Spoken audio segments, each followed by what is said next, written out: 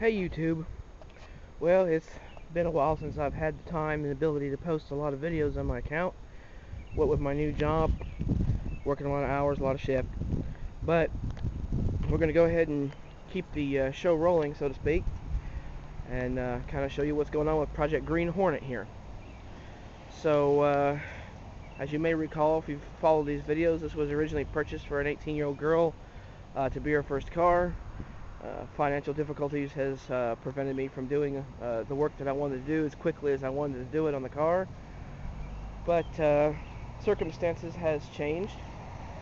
You may also recall from my past videos, I recently had a white Escort ZX2 that had to sell because of wiring issues. Well, the owner of that car is the grandfather of the girl that this car was supposed to go to, and I might add, she is very much with child. In fact, the child will be entering the world here in the next couple of days if all goes according to plan. But anyway, the owner of the white ZX2 was without a vehicle. He's got one of my vehicles in the intermit. So we had to kind of rush and hurry up and get some of this stuff done. Now, most of the work on this car has been done. There are still a few things that need to be addressed, which will probably be taken care of at a later date.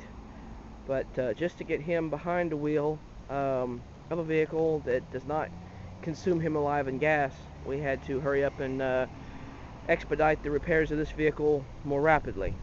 The things that it still needs is it still needs stem seals. Never got around to getting the stem seal set installed and or rather purchased and installed. There was a faux pas with my attempt to order the stem seals late last year, and so that didn't work out. So it's just a matter of keep oil in it. It still doesn't have a functional coolant gauge, which I think the gauge in the dash itself is defective. So we're going to have to take care of that later on. But let's kind of look at some of the work that I've already done. I've already thrown the valve cover gasket on it, which appears to have stopped one of the major oil leaks, so that's good. The brakes was done yesterday. These are the fronts. You can tell there's not much left there. They weren't squealing that I was able to tell, but they were pretty significantly worn. So those are the front brakes. Pads, these are the back brake shoes. I assumed that this car needed brakes because the back were making a little bit of noise and the e-brake wasn't working properly. It was fully adjusted, so we assumed that it needed brakes, which it did. As you can see, these brakes are fairly worn. In fact, let's see. Yeah, see if the camera picks that up, I hope. Maybe. That shoe is cracked. That one's also cracked, just not as bad. Well, it's cracked just as long. Also cracked. And cracked. The drums weren't in that bad a shape. Didn't need to be turned or replaced. So I got away without having to spend money on that.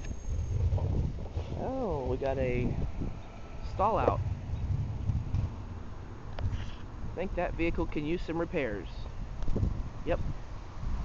Looks like they're dead in the water. Been there. Anyway, so back to the Green Hornet here. Brake shoes, brake pads, all replaced. Unfortunately, as it's very common to happen, you get into the vehicle and discover, you know, while you're taking care of one repair, you encounter another one that needs to be taken care of, and that's exactly what happened with this. The passenger rear wheel cylinder was beginning to leak around the boot, so that had to be took care of. But so it was like a $15 repair plus fluid, no biggie. If you've watched the first video, or one of the first videos on this car, you may have remembered, let me kind of show you here. Of course, it's a standard.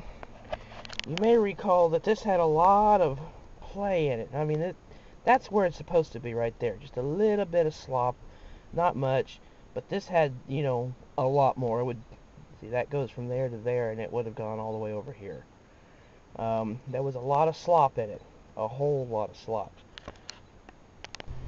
and we thought that the cause of the sloppy shifter arm was the bushings on it were bad, which a bag of 4 bushings came with the car when I purchased it. But unfortunately, just, once again, you have the parts and you get the time and you get into it and try to make the necessary repairs, and you come across more repairs than you anticipated. So here's what the culprit actually was. This is the, forget what they call it, clevis, I think is what the diagram called this. In any event, one end connects to the shifter arm that goes down through the floor, and then it goes down and it connects to the transmission shifter linkage. So you've got this yoke here designed to pivot up and down. Well, let's see if I can do this one-handed. That's where all the slop was, right there. That's supposed to be good and tight. That's not supposed to be able to go back and forth like that at all. And you got 2 bushings that go where these 2 mounts, I call dog ears, connect. And then on these dog ears you've got 2 bushings too. And so we had the replacement bushings, but 90% of the slop was coming from this yoke. And it's not designed to be took apart. That's like permanently welded. So what we ended up having to do was find this at the salvage, which we did, and $35 later we found a shifting clevis, I guess is what this is called. It was nice and tight. See how loose that is? It's not supposed to do that at all. $35, and we got it on there, and that took care of everything straight away.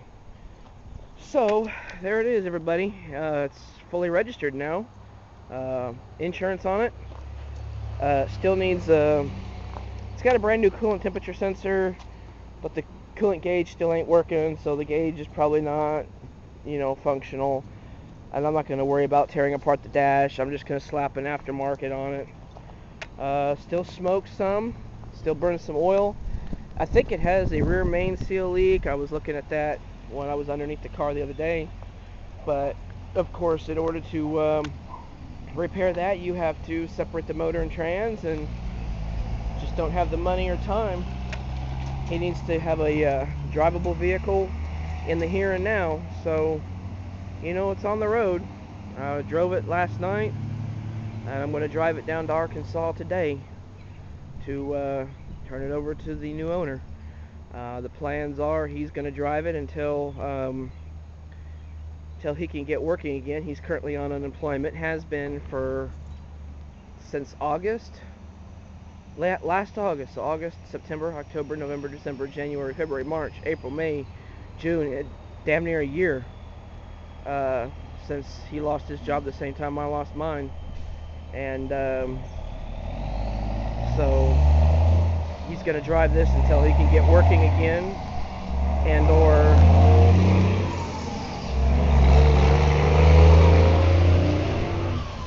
sorry, that's a problem with living right on the highway. He's going to continue driving this until he can come up with another vehicle, and then this will probably go to his granddaughter.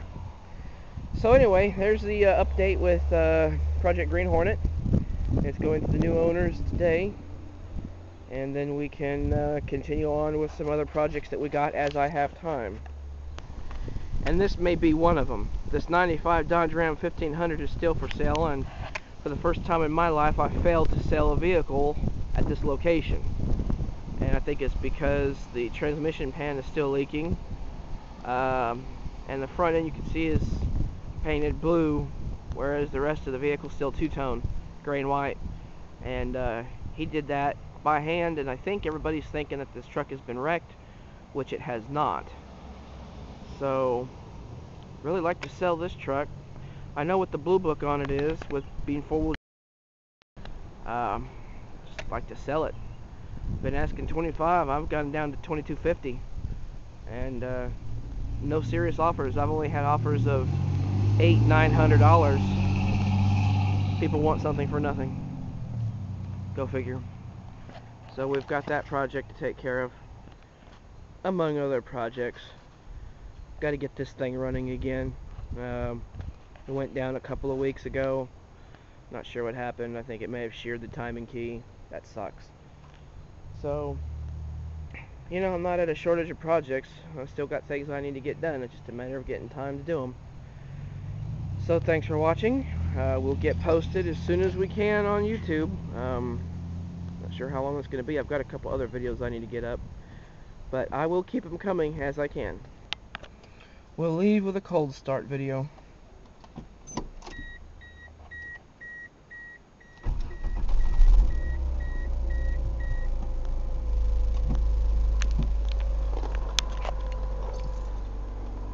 It's running. Not smoking yet, but it does after a while. Anyway, thanks for watching. Comments welcome.